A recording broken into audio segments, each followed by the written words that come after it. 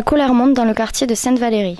Après l'annonce officielle de la fermeture de l'école maternelle Henri Tranier, c'est une soixantaine de manifestants qui se sont donné rendez-vous en haut du boulevard Gambetta pour une opération escargot avec banderoles et poussettes jusqu'à la mairie.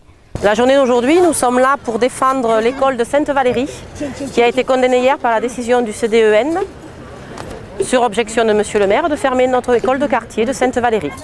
Donc cette décision est injuste puisqu'elle a été prise sans aucune concertation comme les autres fois. Cette année, Monsieur le maire a proposé et comme il fallait une réponse en 48 heures, les études n'ont pas eu le temps d'être faites. D'où notre colère pour défendre notre école de quartier. C'est notre école de quartier, elle a le droit d'être là. C'est une nécessité. Elle a été rénovée en 2009. Il y a eu 420 000 € de travaux qui ont été réalisés. C'est une aberration de vouloir la fermer pour refaire des travaux que les contribuables vont subir.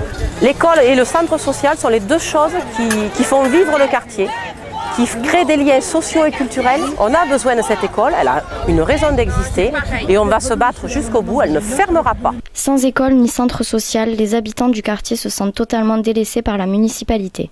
Ce que les parents attendaient de cette municipalité, c'est de la justice sociale.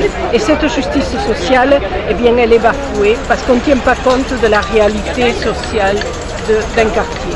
Ça, c'est quelque chose qui est à réfléchir quand un maire, comme premier signe qu'il donne à ses citoyens, c'est la fermeture d'une école,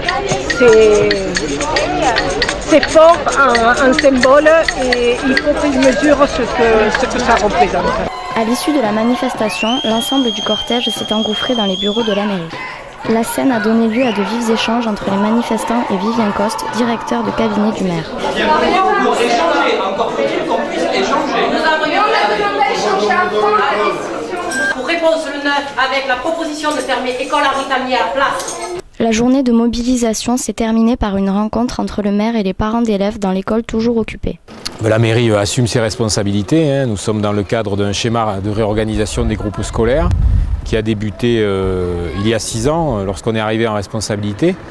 Partant du principe qu'il y avait beaucoup de groupes scolaires à Cahors, comparativement à d'autres villes, qu'il y avait du coup des classes vides parfois dans des groupes scolaires qui avaient beaucoup perdu d'élèves avant que nous arrivions en responsabilité. Et donc il avait été fait le choix de densifier un peu certains groupes et du coup de condamner les classes uniques et les groupes qui étaient avec des faibles effectifs et avec des écoles qui étaient à proximité. Et c'est comme ça que Clémenceau avait été fermé. Et c'est ce qui entraîne aujourd'hui aussi que nous avons pris la décision avec l'inspection d'académie et avec une partie des syndicats de procéder à la fermeture de cette école, sachant que j'ai conscience qu'une fermeture d'école c'est toujours douloureux pour un quartier et que certainement il y a de l'incompréhension et de la colère. Et ça fait partie, je crois, de mes responsabilités d'aller au moins expliquer, même si je ne suis pas sûr de convaincre. À l'issue de la réunion, les habitants ont décidé de continuer à occuper l'école.